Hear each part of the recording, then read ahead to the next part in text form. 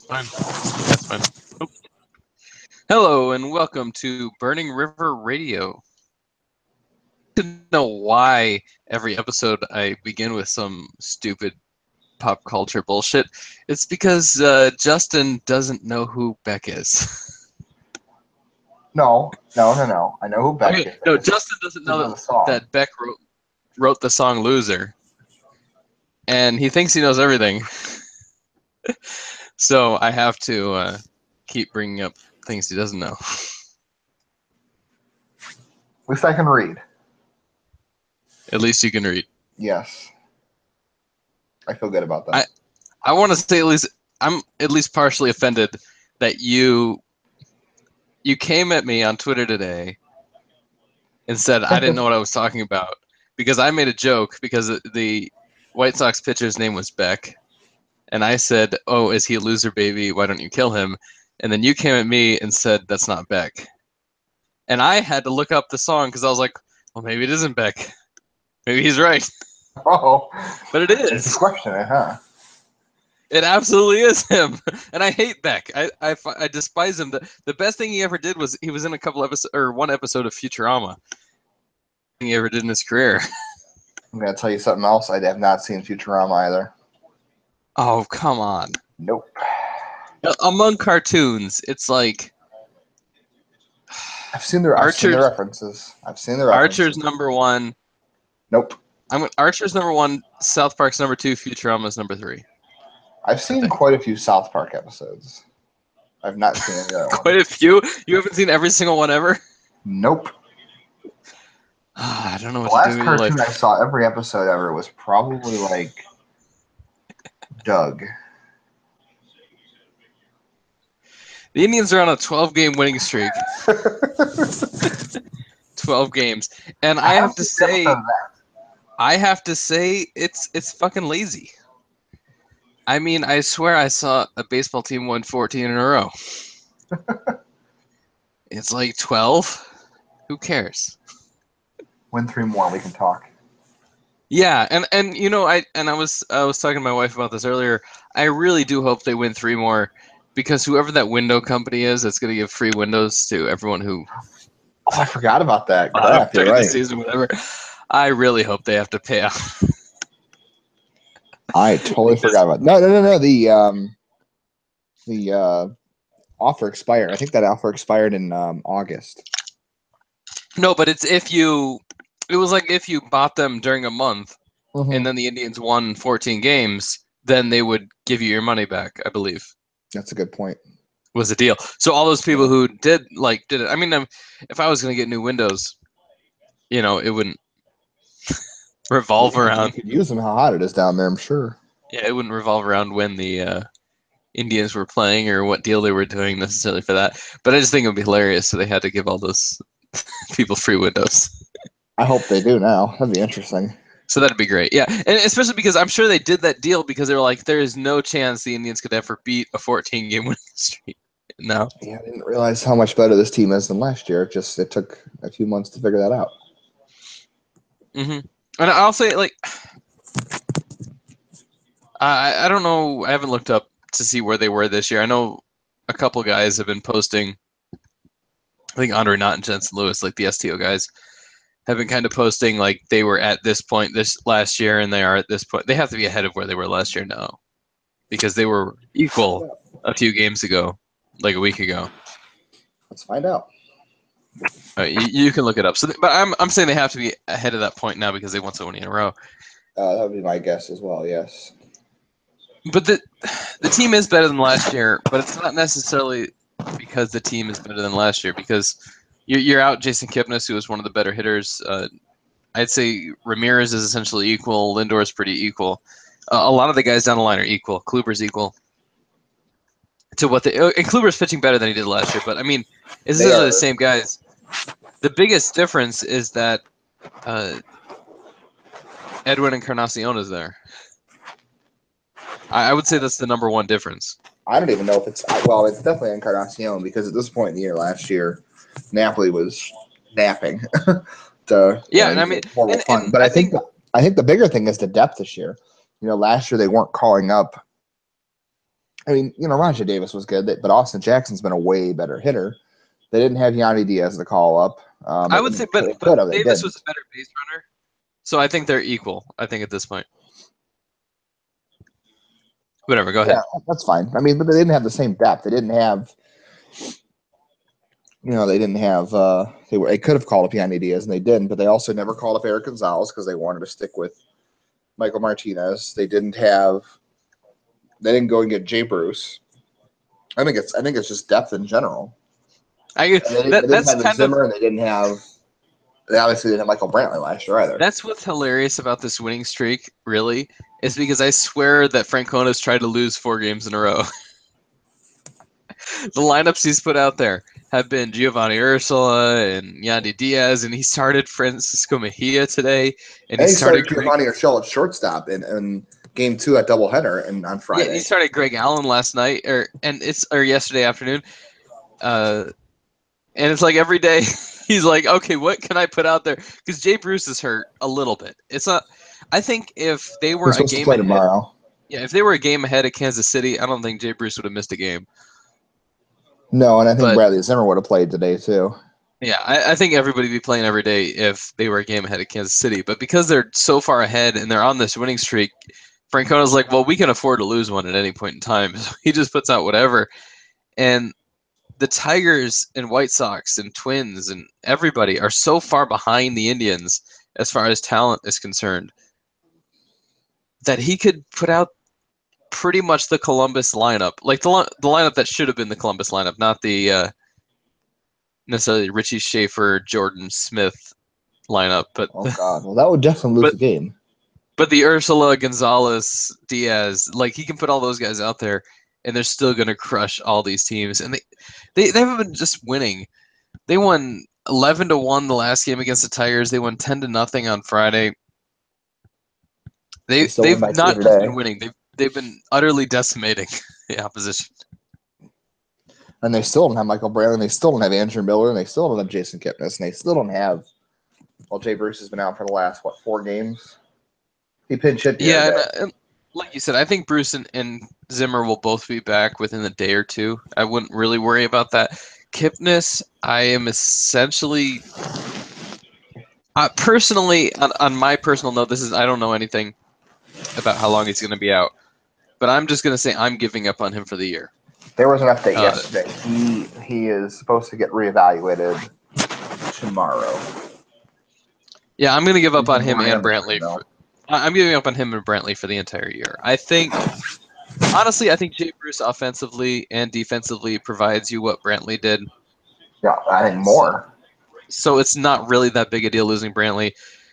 Kipnis is a bigger loss, but Yandy Diaz is I don't know. Not the way he's been playing this year. but Yandy Diaz is playing so much better lately. I don't think it's that big of a miss. And So is Ursula. that's the thing. Like and we talked about this a bit last week, I think, in that defense versus offense thing. If you can score 10 runs a game, you can have the pitcher hit, and who cares, right? So you can have Ursula playing third base, and who cares? You're scoring 10 runs a game. And they scored 5 or more in their last 4 games. And they really are just, putting up big numbers. So if you're doing that, if you're scoring 5+ runs every night, then put Ursula out there and save some runs on defense. That should be the onus, I think, is put the emphasis on defense when you're Seeing scoring. as how they've been able to make those moves late in games, and like you said, they've been blowing everybody out. They've been able to put Greg Allen, and they've been able to put Lonnie Chisholm first. They've been able to bring up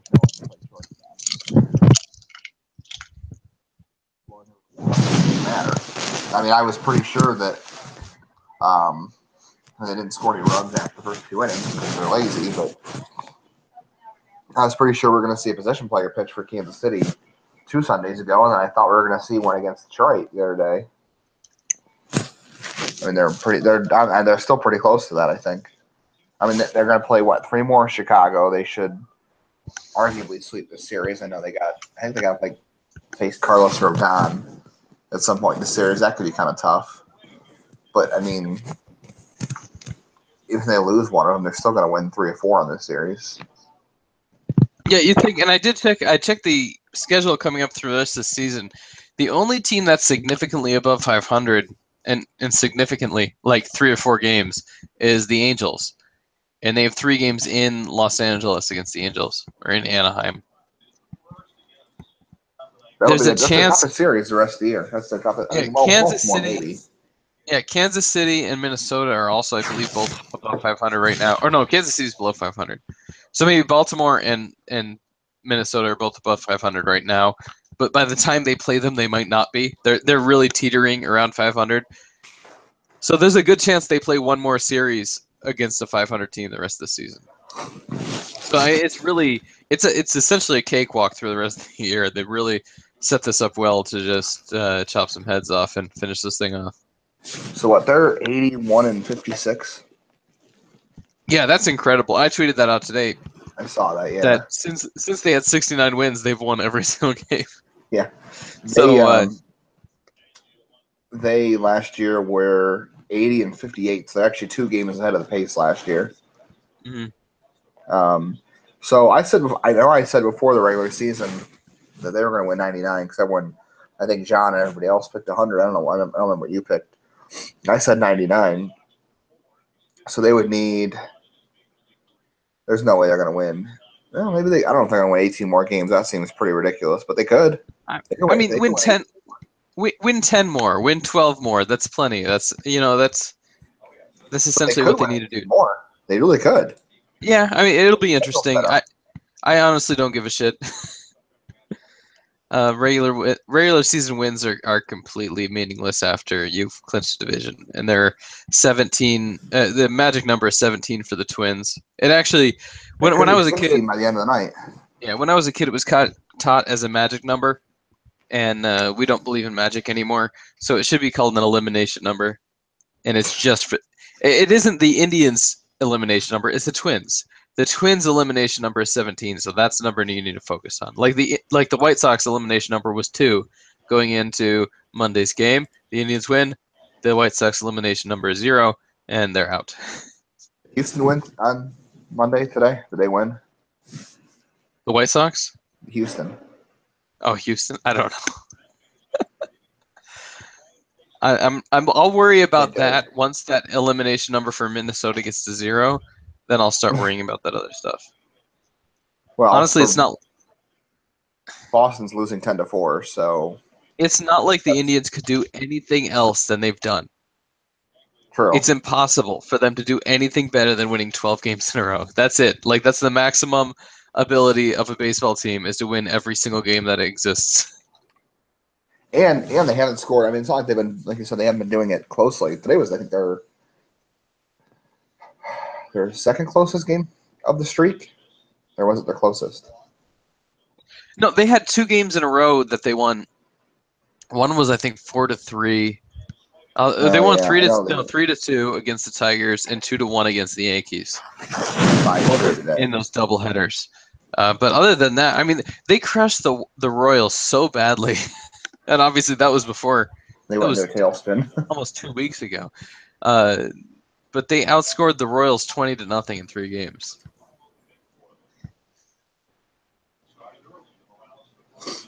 I mean, at some point they got to just give up. I mean, they're at they still have run differential now, which they have 100. They have 107 run differential in the second half now. Overall. Yeah, so I'm not worried about it. I'll start worrying. I think honestly they should probably sweep the ALDS at this point. Do we want make them? Quick work of it.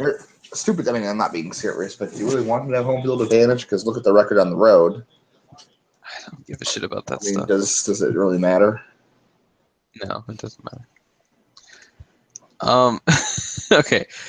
So one thing I wanted to mention was the rotation going forward. So Denny Salazar's coming back on Tuesday. So if you're listening to this, he's probably already back. He will be back in a few hours. So that bumps Ryan Merritt from the rotation, I believe, because they already have Clevenger scheduled in to pitch after Salazar. Yeah, they said Tuesday was going to be Merritt or Salazar. They hadn't decided before.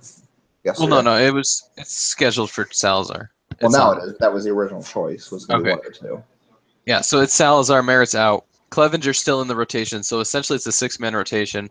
I personally am hoping that they actually make it a true six-man and bump Kluber. It'll keep him from – he'll throw one less start. That's the only difference is if it's a five-man, Kluber throws one more start than if it's a six-man. And I'd prefer him throw one less start in the regular season because I want him to throw every start in the postseason. Yeah. And so well at the moment, you keep Clevenger in the rotation. You keep Tomlin in the rotation. You got Salazar. It could now. I'd love everyone to stay healthy. That's obviously the paramount issue of the moment. Is keeping everybody. My guess is Ryan Merritt's next start will probably be the day after the Indians clinch the division. So whoever is scheduled that day can recover from their hangover. You know what? I bet I maybe because last year they had a couple of those bullpen starts, but I don't think they do that at all this year. I think you keep that six-man rotation and you just keep going. Or you just use Merritt whenever if he's on or more Monto. But I mean the thing is in the postseason they're going to use 3 to 4 starters. They can make that decision when it comes up whether they're going to use 3 or 4. And so Clevenger's not going to be involved in that. He's not? No, he's not. He's not in the top 4 starters right now. So you trust Clevenger more than you trust Salazar more than you trust Clevenger.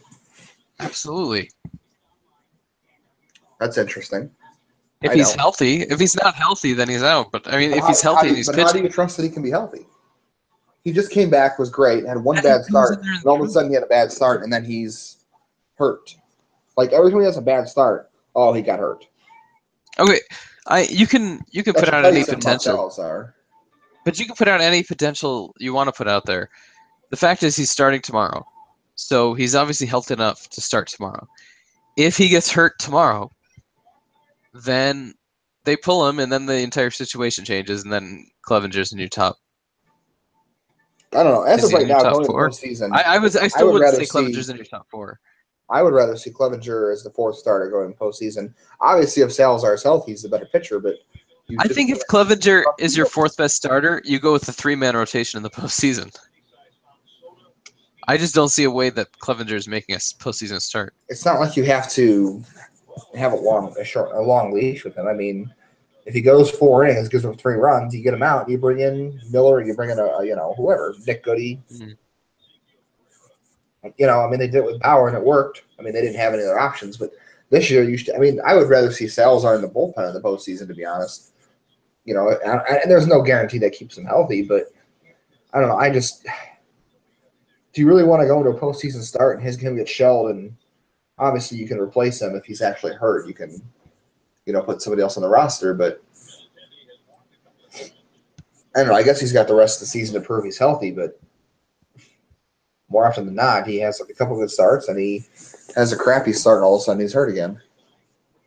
I don't know. To me, I'm not going to say he pitches badly, and it ends up being on an injury, or he has to get an MRI, and he has like the most clean MRIs in baseball history. It feels like. All right, so it doesn't. But my point is that it doesn't really matter. If he's healthy right now and he pitches, then he's in the rotation. I don't see why you would say that. You want to put him in the bullpen. I don't feel like it's worth trusting his health over. Okay.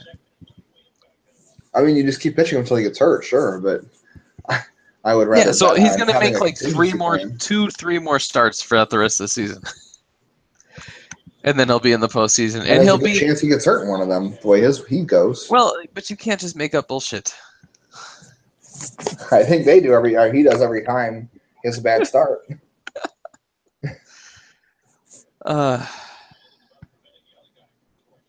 You're almost as bad as Mike.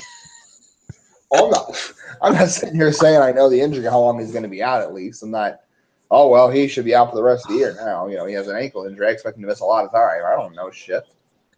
I'm just saying every time he has a bad start, an injury pops up, which, it may not be coincidental. It may be. I'm just looking at his injury history. And yeah, I'm not talking about his injury history. I'm just saying don't bank on him being healthy for the postseason. The Indians shouldn't. That's why Clevenger should be on the playoff roster. Okay, I want to talk about the number 3 starter, the guy who pitched today, and that's Trevor Bauer. And I will say, like, up until maybe 3 or 4 starts ago, I would have said even injured Salazar is a better number 3 starter than Bauer. But Bauer has been so good over the last, I don't know, what, 2 months now? A month and a half, something like that. Every start since the Oakland start to start the second half. Yeah, just incredible. And there's been a couple things. Now, honestly, I've been pretty agnostic on Trevor Bauer. A lot of people despise him. A lot of people love him. And Not I've for really, baseball reasons. They hate him. I don't know, some people hate him for baseball reasons because you can't act like he's been a perfect pitcher. He's walked a ton of guys. He has major control issues or command issues, whatever you want to call it. And Sure, but there's a he's lot of had ERA. off-field bias too. No, but I don't want to talk about that. He's had ERAs above 4, like every single season of his career. He should be an ace, based on where he was drafted, based on the stuff he has, based on his ability to make a baseball move from one spot from where he throws it to where it ends up in the catcher's mitt. Based on that, he should be an ace, and he's not. Based on the fact that he just threw 98 today, he should be an ace, and he's not. And I think that's why some people hate him. Take the political shit out of it completely. It's irrelevant. Well, people don't, though. That's what I'm saying. But no, I mean, I agree with you. I'm just saying. But I'm saying the camps are split between the people saying, yes, he should be doing, like, he's pitching better than he's getting credit for, and the people who are saying, no, he sucks. The people who are saying, no, he sucks are also the people who say Brian Shaw sucks and Cody Allen sucks, and they don't like any pitcher who doesn't pitch a perfect inning every time they come out. Mm-hmm. But the people, so there's a split, and I've always been kind of in the middle. And I recently read The Arm by Jeff Bassan, and there was a full chapter in there about driveline baseball, and Trevor Bauer was featured greatly in that chapter. And I really felt like I felt like before he was like a bullshit nerd.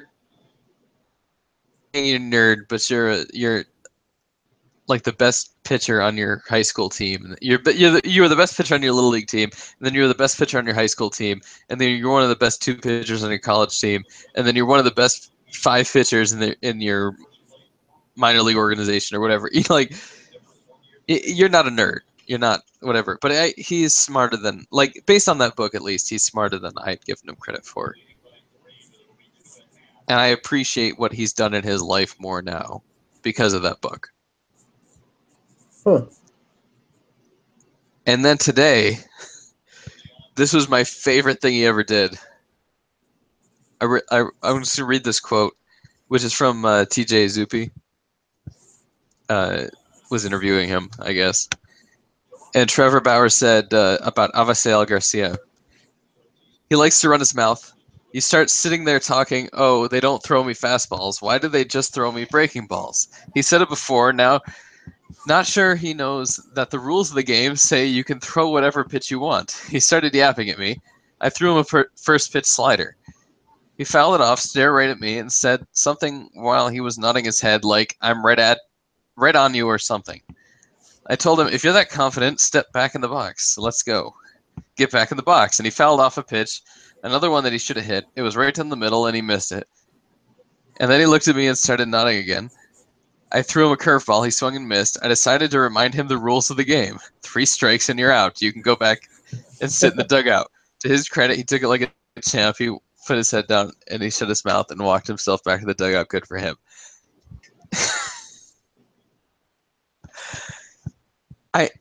I love Trevor Bauer so much. And if you watch the full at bat, like, if you weren't paying attention at the time, it looked like Trevor Bauer was being an asshole. But if you watch the full at bat again, Garcia was definitely talking shit to Bauer after the first pitch. And I was not aware of this previous history of Garcia complaining that they didn't throw him fastballs.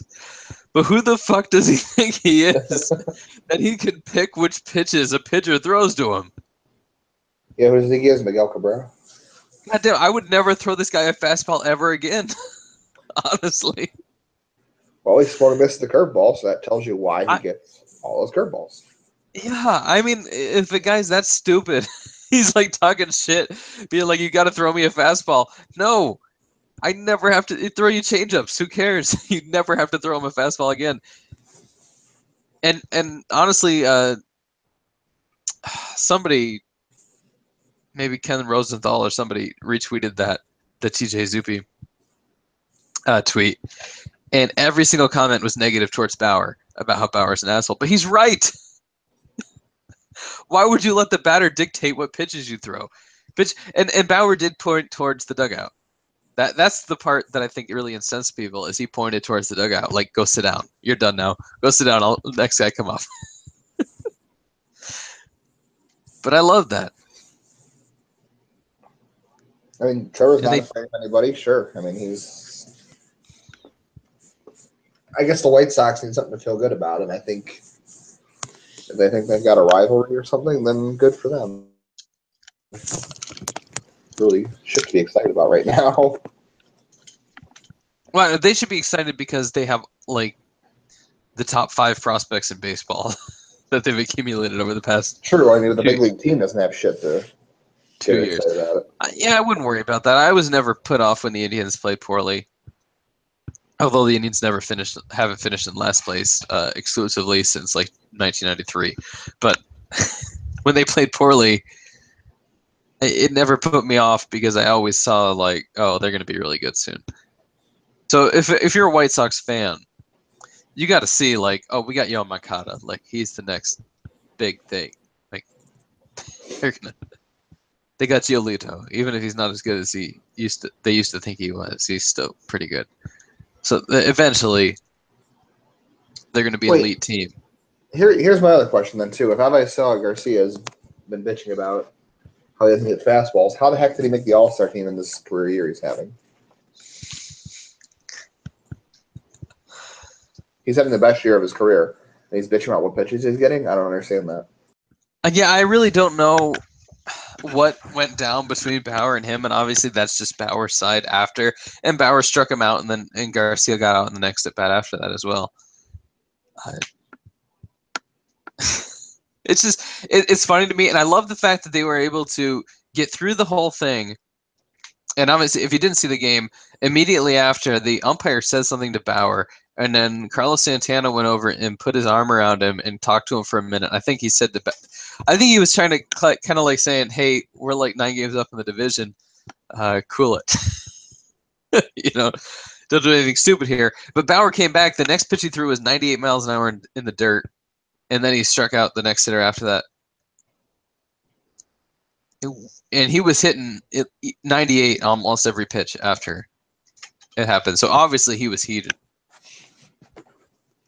Yeah, I think he said so after the game. But I love the fact that they managed to get out through that whole thing without throwing punches. Like, to me, that's how baseball is. You should be able to talk shit. You should be able to talk shit in everything in life. If somebody does something stupid, call them out on it. If a hitter thinks that you should throw only fastballs, then throw him curveballs. Like, and then say, go sit down in the dugout. Like, that's hilarious to me. It's kind of like the whole in the NFL, the touchdown celebrations and stuff. When I never understood why you'd be punished for a touchdown celebration. You just score a touchdown. Go put it in the other guy's face. Who cares? I mean, don't bring a first down, stupid, but not a touchdown. Yeah. Well, yeah, it depends on the game situation. Obviously, if you score a touchdown and you're down 20, maybe you shouldn't be dancing. But right. But if you did something and you proved you were better than the other guy, showboat a little bit. It's fine. Go, do it up. You deserved it. There is never an excuse for the other guy to hit you. There is nothing short of physical violence that should return physical violence. And I'm mostly talking about the Tigers here, I guess. Well, I mean, the Indians have gone through the whole year without any kind of bench clearing brawl. I don't think benches have ever cleared once. I think Carlos Santana got hit a few weeks ago in Detroit, and he played in the first half even. I don't remember them clearing last year particularly. I remember, I think I don't think they did last I'm year. trying. You're right. There was one guy who was like a couple times was like, "I'm going to stick up for my guys." And I'm thinking in my head it was Jack Hanahan, and that must have been so long ago. That would have been 2011. It was last year he was here. No, I So think it I must think have been. there was one in 2012 because I think It must have been more recently than that. But these guys. there was one in 2015 because it wasn't really a bench clearing brawl, but there was some jawing because Jose Ramirez did that bat flip after hitting a home run in 2015, and the The Twins were Twins. pissed. Yeah, it was Paul Mahler and the Twins, but that was Yeah, not but a bench clearing brawl. They were just pissed yeah, off Jose, and now they're I more guess pissed off because he's awesome. I respect the professionalism. Beat the other team on the field, not to resort to that immature bullshit is ridiculous. And I gotta commend. I was gonna say this for the show I do with Jeff Rich, but I'll say it on here.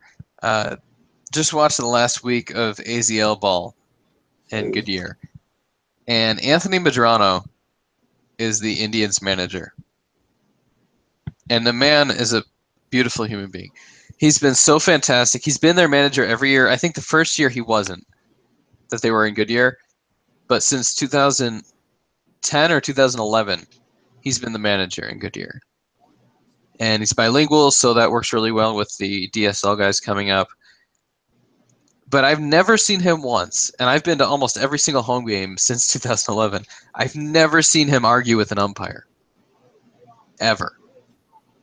And the other day, the White Sox manager, whose name was Newman, and I don't remember his first name. The White Sox manager got ejected for arguing with the umpire, and he was saying the most dumb shit ever about how the pitcher's numbers were going to be on his baseball card the next year, and the umpire was not respecting that, and he was like, everybody in the stadium could hear him. And he's screaming and swearing at this umpire in front of 17-year-old kids who are playing on the field. I like Pedro Alfonseca is 17 years old. Or Jonathan Rodriguez, I think is 17 years old until November. And I'm sure the White Sox have some too. And this White Sox manager is just out there swearing about how his pitcher is going to have his baseball card numbers ruined because this umpire doesn't understand that he's throwing good pitches. I just want to thank Anthony Medrano for never embarrassing the team. Well, then he would not be in his organization if he did that. Yeah, I guess maybe he wouldn't be there for guys. Yeah,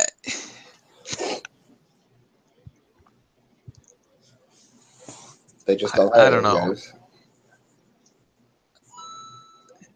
Yeah, I'm just gonna say it's more. I respect him as a manager, and I respect the players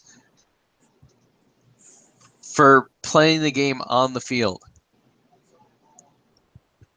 Like anything that happens that is anywhere else, any vocal stuff is fine.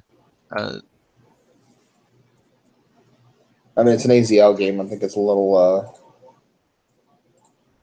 crazy to get that wrapped up. He's not the first guy I've seen ejected.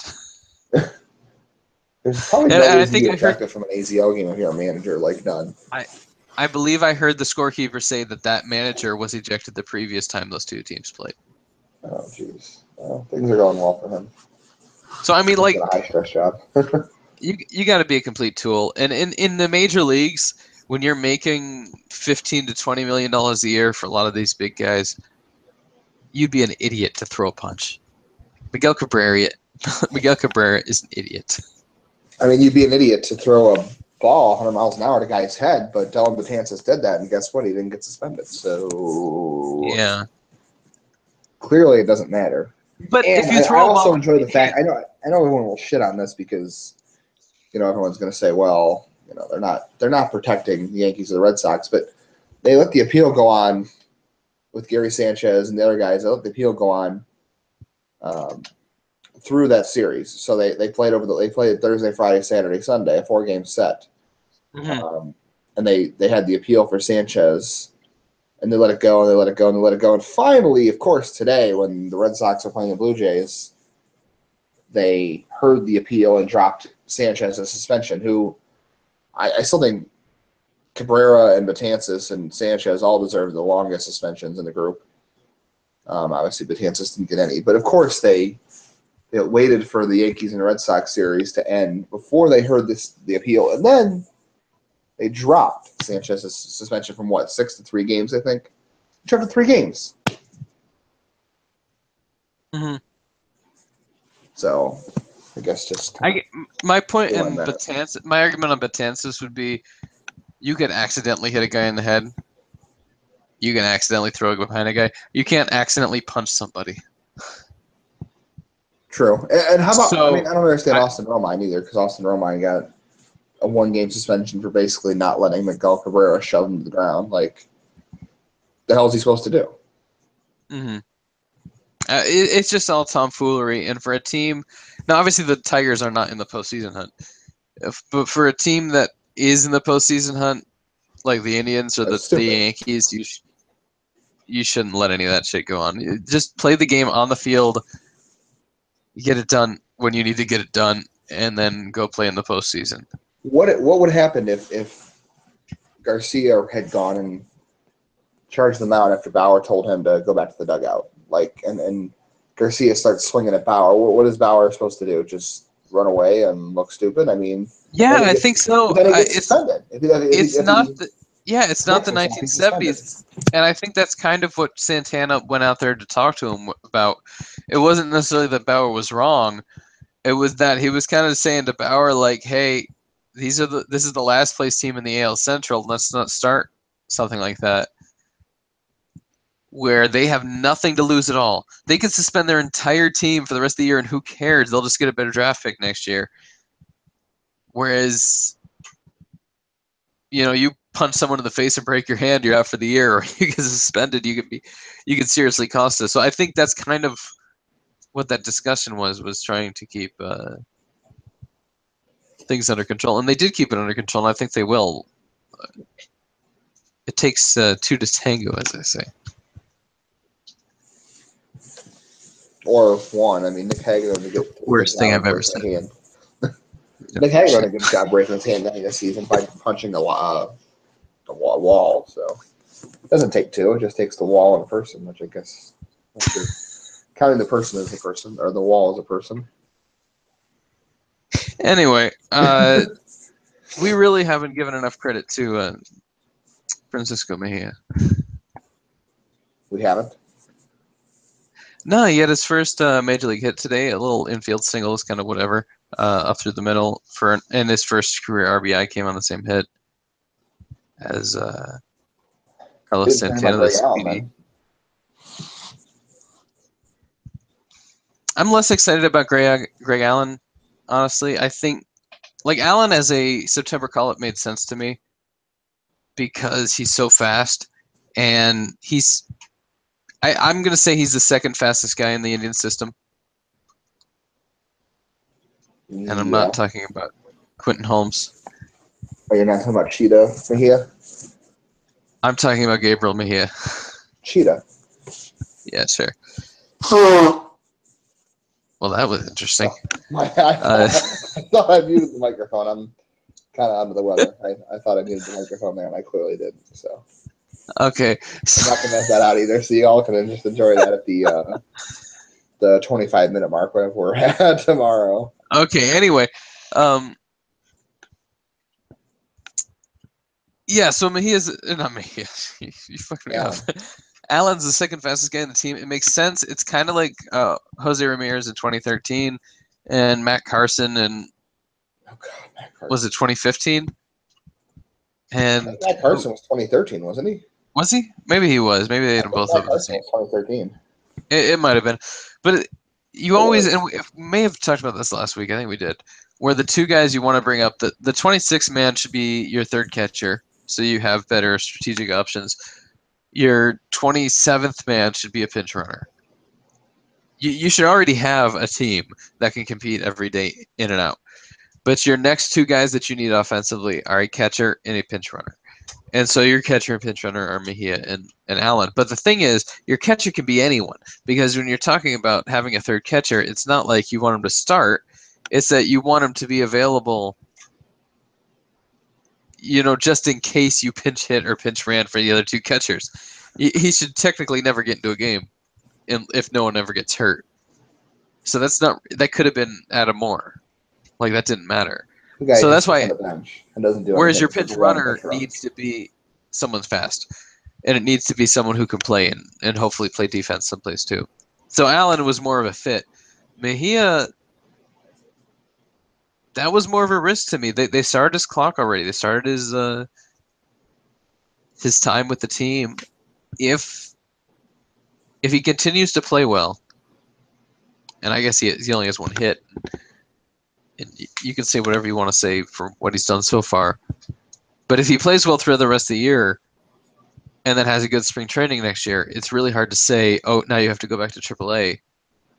And they may have just lost a year of control over this guy. It's possible. I don't think James Shields is too happy about how Francisco Mejia has done so far, but I think Shields is doing all right now. He walked on the field. I think he freaked out a little bit. I'm sure he's not thrilled. Matt Carson, by the way, this is just going to throw this in there. 1.601 OPS in 2013 and 13 plate appearances. So that's quite a month of September. It was 13. He batted about 500 that month. It was insane. What? He had 636 in 2013 and in 20 games. Yeah, it was insane. It was like every time they brought him up, he got a hit. And he got a game-winning hit, I think, a bunch of times, too. It's like questioning your religion. Well, but like I've read all these books, right? I've read all the Fangraphs books and the Smart Baseball by Keith Law and everything. And everything I've ever seen has said that there's no such thing as a clutch hitter, right? It's just sample size, and eventually everything will return back to the normal. But how do you explain Roberto Perez's, not just now, but his entire career? How does he hit 2 home runs in the World Series in one game after doing nothing all season? And then this year, he cannot get a hit unless there's 2 outs and runners on base. It doesn't, like, he's literally Trevor Bauer would say random variation. It is random variance, I'm sure, but he's literally in the top 20 in WRC plus with runners in scoring position. He's in the top 20 in the American League. He's second on the Indians behind Lonnie Chisenhall with runners in scoring position. It's a good problem to have. It's so, but is it though? Because if it's random variance, then maybe it'll equal out the other way, and it'll be terrible with runners in scoring position for the next month and a half, whatever. Maybe, but Perez's second half actually has been pretty good overall. I think he's got a little bit of a inflated average on balls and play in the second half, but other than that, he's got a 133 weighted runs created plus in the second half.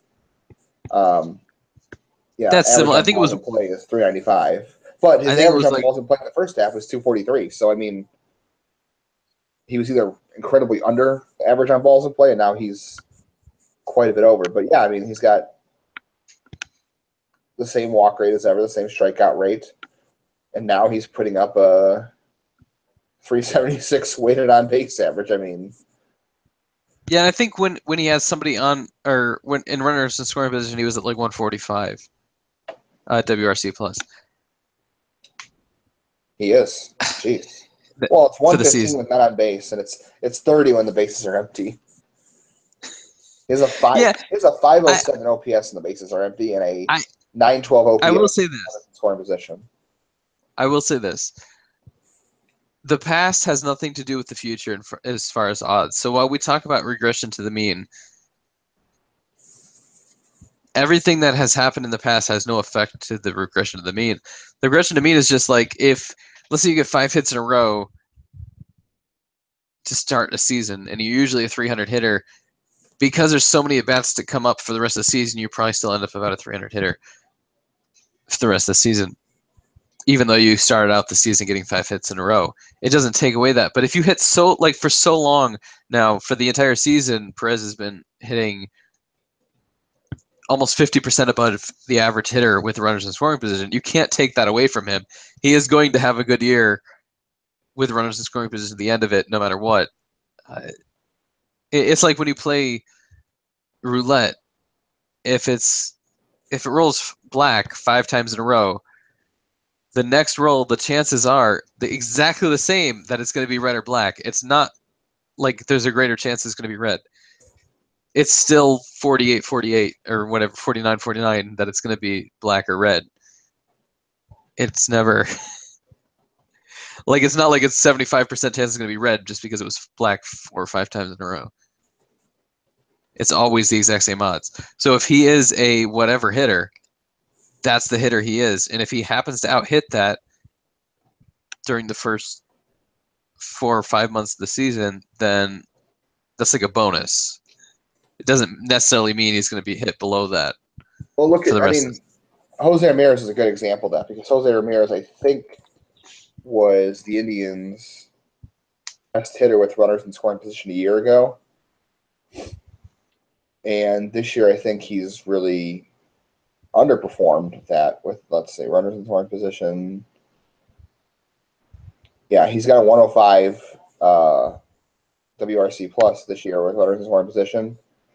And in 2016, I want to say it was something like 120 or 130.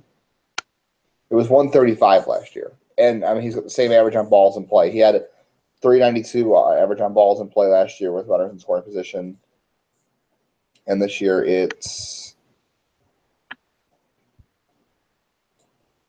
292. So it's 100 points lower this year than it was last year. So that probably is what it equates to. But 292 is closer to the average than 392 is an outlier. So, I mean, it's just it's a lot of luck. I mean, if you look at any ERA, like, it doesn't matter what pitcher it is, whether it's Corey Kluber, whether it's, actually, I think Corey Kluber is a bad example of this, but almost any pitcher you're going to find has a terrible ERA with runners in scoring position.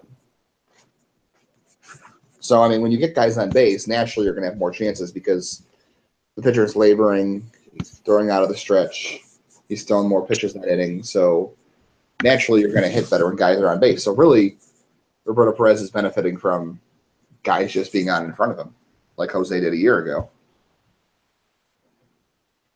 And I hate WRC plus. To do with it. I hate WRC plus as a stat. If you don't know what it is, it's weighted runs created plus, and it has to do with the RE24 table, which are essentially the chances of scoring a run in every different. So, like, the chances of scoring a run with a runner on first base and nobody out, or a runner on first base and 1 out, or on first base and 2 outs, and it takes the difference between what happened before you were up and what happened after you were up. And that's what WRC is, or not W, that's what RC is. No, yeah, W includes all that, and then the plus. Weighted also adjusts for the ballpark factors. Okay, yeah, so eventually they take that information of what what happened in the game just so the league average is 100. So anything above 100 is fantastic. Anything below 100 is terrible. And essentially that's how it works. But the problem is, it's got the same problem that RBI has, that runs scored have, which all the same repeat runs scored and RBI jump in on WRC plus because it's advanced, more confident. You will play all the time, and your team is always close. You're gonna have and you are a good hitter.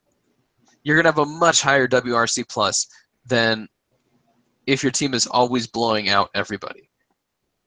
Yeah, it's less runs, more chances. Yeah, it's the same bullshit that leads guys to have a ton of RBI or a ton of runs scored. It's almost the opposite. It favors the guys that are on shitty teams. Like, Mike Trout is always going to have a great WRC plus because he's the guy. He's like the one guy in the whole lineup doing anything. But nobody in front of him is getting on, though, for him to drive in. If 5 guys in the lineup are hitting like crazy and they got a ton of doubles and a ton of home runs, they shouldn't be discounted because they're scoring a ton of runs. And they shouldn't be discounted because their pitching is really good. If you have a really great pitching staff, your WRC is going to suck. Yeah. That has a pitching staff because you're always going to be ahead. If you're always ahead, than your WRC is. You don't have that chance to make those big jumps. So like, there's a lot of flaws in that stat. I really dislike it, and I was happy in Smart Baseball that Keith Law. I believe I'm on the same side as him is in disliking that stat. Weighted runs created plus. Yeah, I feel like it's guys are using weighted on base average now because each outcome is weighted differently based on how valuable it is. So a double is more valuable than a single. A triple is more valuable than a double. And a home run's the most valuable hit. I did like that. Well, actually, 2 singles is more valuable than a double. And I think that was part of the point. Like, that was all in Smart Baseball as well. I'm reading. I just started it the other day, so I'm going to have to get through that now. In slugging percentage, 2 singles is equal to a double, but in reality, 2 singles is greater than double. Just because you have a chance to score twice. Like, if you have a double, you have a chance to score once. If you have 2 singles, you have a chance to score twice. It's just like a single is worth more than a walk. But on base percentage, a single is equal to a walk.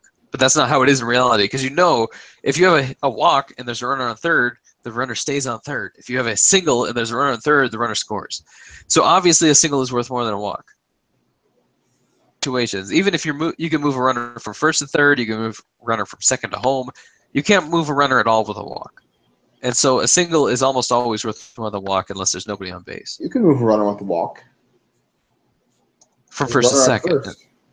Yeah, and that's it. But you also move them from first to second with a single. So the single is greater than a walk. A single is always worth more than a walk. True. Unless there's nobody on. Because even if there's a guy on first, there's a chance he goes to third. Or, there's a chance there's a mistake in the field. There's no chance for an error on a walk. But if you put the ball in play, there's a chance for an error. So a single is worth more than a walk, but non-base percentages are equal. So it's the same thing where 2 singles is worth more than a double, but in slugging percentages are equal. So weighted on base for average actually takes into account all that stuff, and I'll say I don't use that stat, and I probably should. I think a lot of people because people go with weighted runs created plus because it's a good way to compare hitters across the league how they're doing this year. It's not a great. It's not a predictive tool. Obviously, it's not a. It's a good way. I mean, it's like OPS plus. It's almost the same thing. I think. I'd have to look and check the definitions again, but I mean, it's a good way to compare hitters across the league to see who's And I'll say this: with someone else and who's far below. I still I haven't completely abandoned RBI and runs scored as stats because I think that they are a historical marker of what's actually happened in the season. The fact is, this guy knocked in these runs, and this team scored this many runs, and they won this many games because they scored this many runs. Physical guy who did it. Like, it happened. This is history. It's not some projected, maybe this could possibly happen in the future. It's real. It happened. He did it. And I feel like we're kind of throwing away some of that stuff. And WRC Plus does integrate some of that. So I do feel like there's value in it there. There's not one stat, though, to me, that you're going to go back and say, like, this guy should be MVP because he's league leader in this stat. There's no MVP stat. You got to look at everything. I think you can use. I think you can use WAR. If you take the top 20 guys in WAR, then you can pick the MVP from there and feel safe that you're not missing him. There's also, I mean, on the flip side, there's also a lot of people who are looking at FIP as being less of a reliable tool to evaluate pitchers versus baseball perspectives is deserved run average because FIP assumes that, and I think we've learned more about contact and the thing is pitchers have we always talk about average on balls in play and how it's fluky. The league average is whatever, 290, 310. Anything below or above is probably unlucky or lucky or an outlier. But pitchers have a little more control over that because they can, if you're good enough, guys aren't hitting the ball that hard off you, like Kluber or whoever else. Yeah, and if you When you're want to bring missing up bats, you're allowing less contact. And if you want to bring up smart baseball again, the batting average on balls in play, like for Mariano Rivera was the reference he did, because Rivera didn't strike out that many guys. he's got a lot of shitty contact. And he always forced terrible contact. So that, like, he had a batting average on balls in play way lower than what you would normally expect, and he pitched so many innings that you had to say, like, yes, this is his batting average on balls in play. It's not like it's ever going to come back to the mean. No, that's That's where a he true is talent as a level. pitcher. And yet his FIP was based off of this 300, batting average on balls in play, which is silly. Right, Like, there was no reason for it to be based off of that. right. You're normalizing, and same with expected FIP is you're expecting home run rates to normalize and walk or balls in play to normalize. But that's why I like Statcast having expected weighted on base average, because then you can see, then set adjust for quality of contact. So if you're like Mariano Rivera, you're allowing really god awful contact instead of guys scorching the ball off you. Like, that's why, like, for Trevor Bauer, like, he's pitched well lately, but if you look at his xFIP, it's great, but that assumes his home run rate is going to normalize. Like, that's like saying Josh Tomlin, if you give him a normal home run rate, this is what it looks like. Well, Josh Tomlin gives up home runs, like, and especially it makes it more interesting now considering how many guys are giving up home runs because of the whole fly ball revolution thing. Does that change what the normal home run rate is going to be, because more guys are looking to elevate the ball and they're hitting more home runs than ever before. I mean, not like, no one's hitting 70 because of steroids, but they're hitting 20 and 30 more because more guys are trying to hit home runs, or if they don't, they strike out. Yeah, I wrote That's something why on I'm that saying earlier. deserved run average is probably, like you're saying, obviously RBIs are more of a marker than they are a evaluator. And weighted runs created plus, maybe not the greatest thing either. Same with FIP. I mean, that doesn't throw everything in there it needs to be thrown into the equation, I guess. Yeah, I love FIP though. And you know what's funny? I'm looking at the Indians right now. Kluber's ERA is 2.56. His FIP is 2.55. His xFIP is 2.54. I don't think I've ever seen anyone that close to being perfect on the line, where they were identical numbers on all three. And it's not like the Indians' defense has been league average. I guess if the Indians' defense was league average, you would expect the ERA and FIP to match up perfectly or near perfect. I think when those all align, With that's some probably a random good variance. idea that the dude's pretty good, like, or you're really shitty. I mean, that probably means, like, you're pitching to your true talent level if they're all in line, I would guess. Yeah, I think so. And even with Kluber's given up a lot of home runs lately. But again, and yet he's still under. Is that because is that because he's pitching and giving up more home runs, or does that have something to do with guys' approaches? Yeah, and I wrote that thing early in the season on who was giving up more home runs. Right, I remember that. It was really.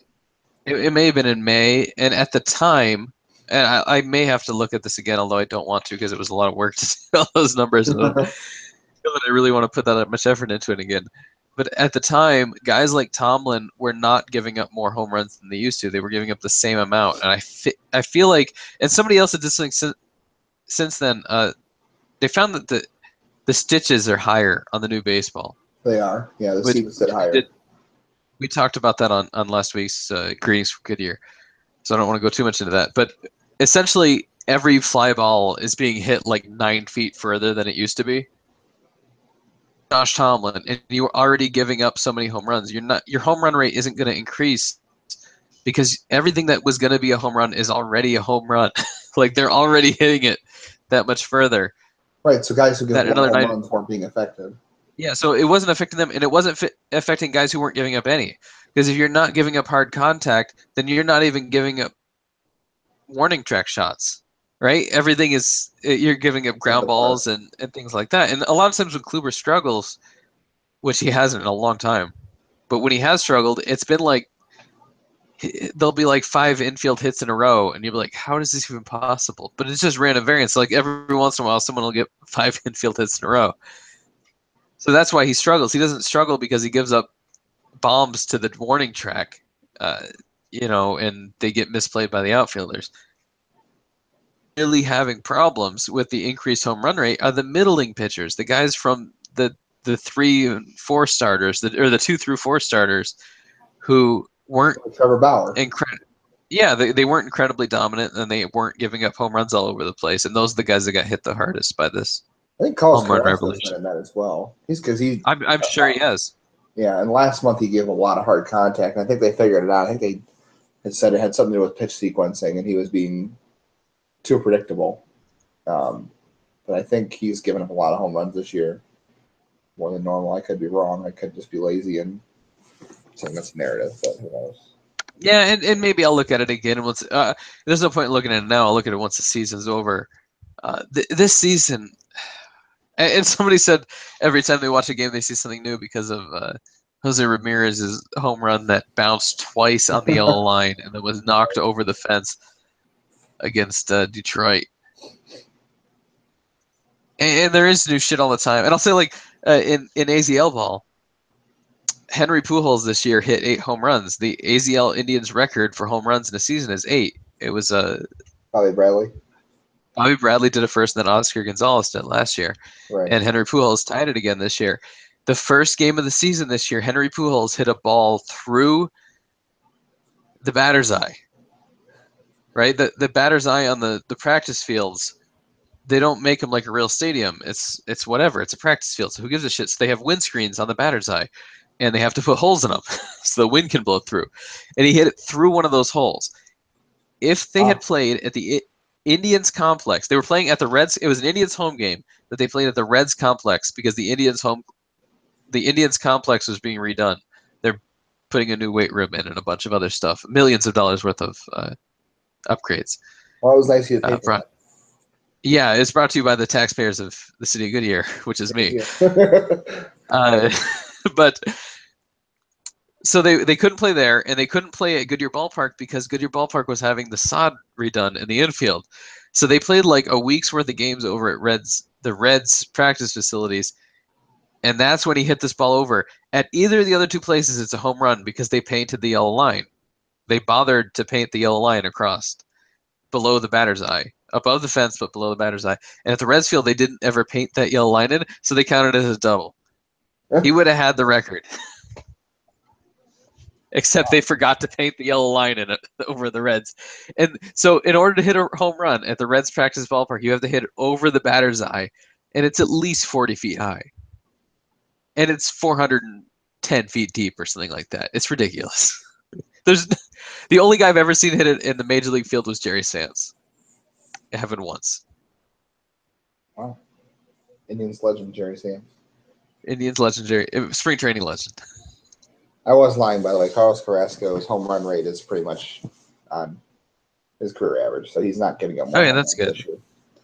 So, the last thing though, before talking about this crazy season, is this strikeout rate. And I keep saying it on Twitter, and I feel like, just like my jokes on Twitter, it doesn't get as much attention as it should. My jokes on Twitter are fantastic. That Beck joke was a great reference, and Justin ruined it. And I thought I made it better because I thought it was by the Butthole Surfers, which makes it even better. It doesn't make it better. It was by Beck, and you made me listen to that stupid song just to make sure that those were the lyrics because I was pretty sure that was it. Anyway, I keep tweeting it out. The Indians are on pace to break the team strikeout record, which is also the American League strikeout record from 2014, in about 10 games. There are about 30 games left. 25. Let's say there's 25 games left. I don't know exactly. They're going to have 14 or 15 games after they break the record to keep adding to the record. They're going to break the Major League record within a week after that. They're going to shatter this record for strikeouts. and then just keep going and going and going. There's two possibilities. One is that people are striking out more than they ever have before, and I've been listening to old men complain about that since 1993. I don't know that it's true at this point, that people are striking out more than they were in 1993. I guess it is possible. The other possibility that this Indians rotation is the greatest Indians rotation in baseball in franchise history. Do you believe that? I think it might be true. I pointed out the other day that the season K for 9 is held by Sam McDowell, like 1964 or something like that, 1966. I can't remember the exact year. No, it might be 68. That was the year of the pitcher. The record is 10.68 or something like that. At 11.85. Danny Salazar at 12.52. Not just like Kluber missed a month, and he's going to have a top 5 strikeout total. Like total strikeouts. He's going to be top 5 or top 6 in Indians history. And who is that? Is that more to do with his talent level, or does that have to do with the approach?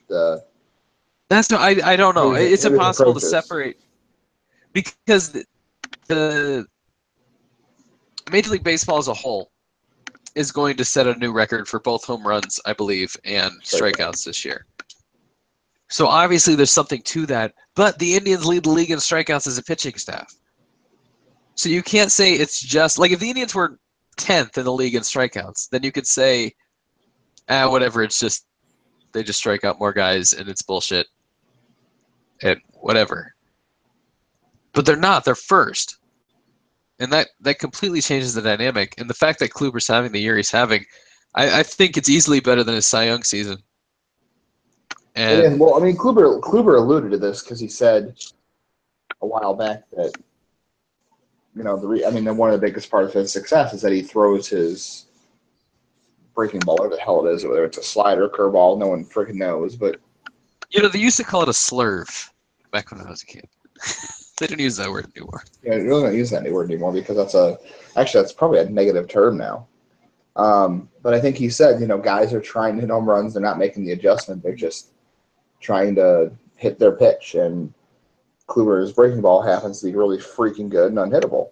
And that's what he said. He just throws it more because guys aren't willing to make the adjustment. And it happens that he has pretty good command over it most of the time. So I think it has a lot to do with the fact the pitch is really good, but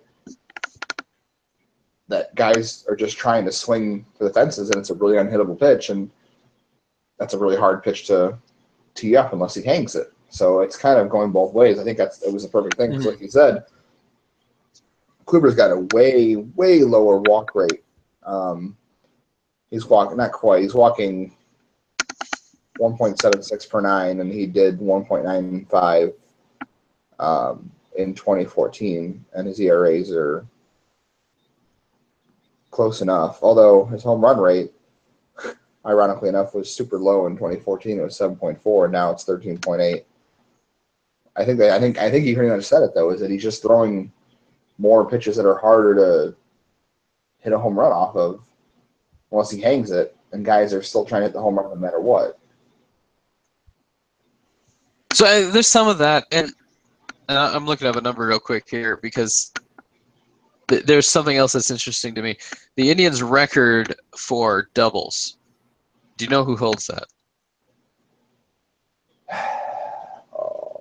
He literally won the MVP.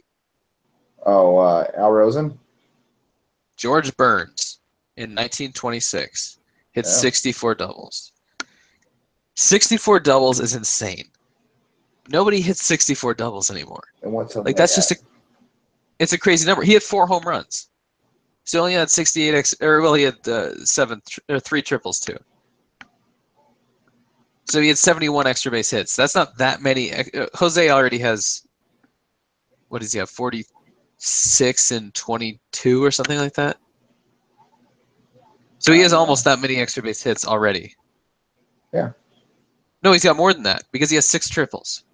He has 47 doubles, 22 home runs and 6 triples. So he already has more extra base hits than George Burns. And he won't win the MVP. Well, I'm not talking about the MVP. I'm just talking about doubles. Like, as a doubles hitter, it peaked in the 20s. Before people were really hitting in home runs like crazy. If you look at the Indians double list, Burns is number 1, Tris Speaker's number 2 for 1923, Tris Speaker's number 6, Johnny Hodap 1930 is 8, George Burns is number 9 and 27, Speaker is 10, Odell Hale is number 11. These guys all played in the 20s and 30s.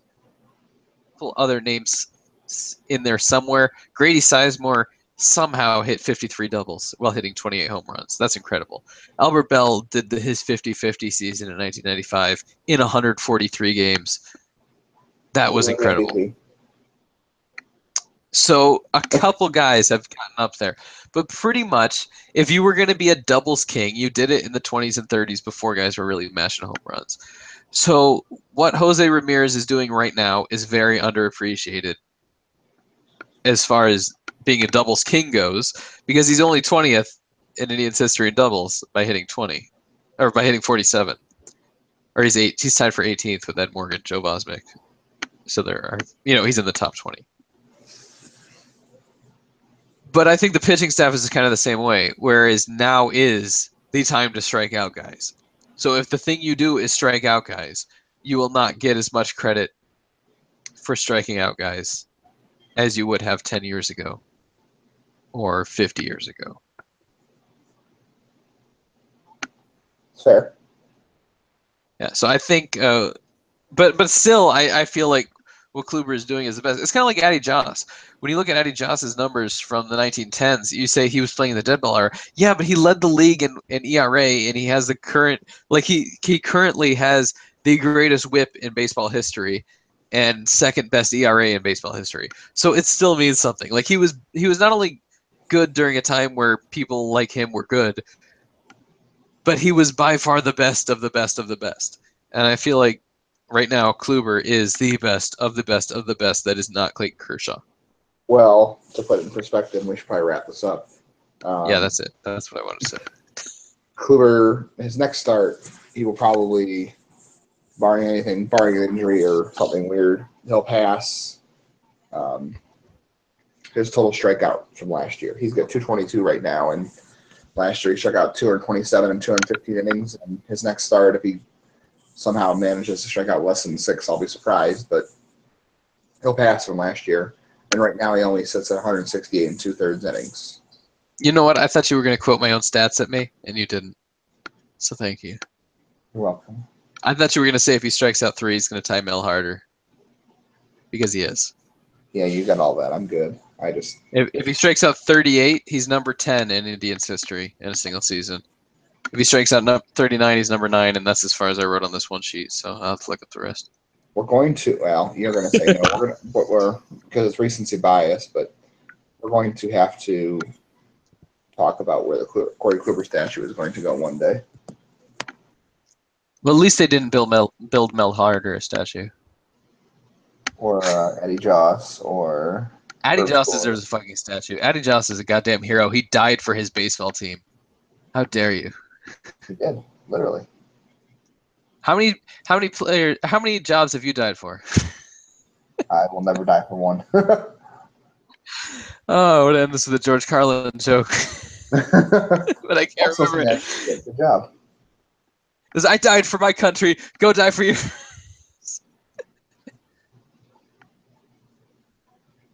All right, go die for your baseball team. James Shields died. James Shields' knees died for his baseball team. I think the White Sox wished it was more than a knee at this point. Hey, they can get their insurance money now. They're fine. That's true. They probably should be able to. They got to be ecstatic that he just busted his knee open.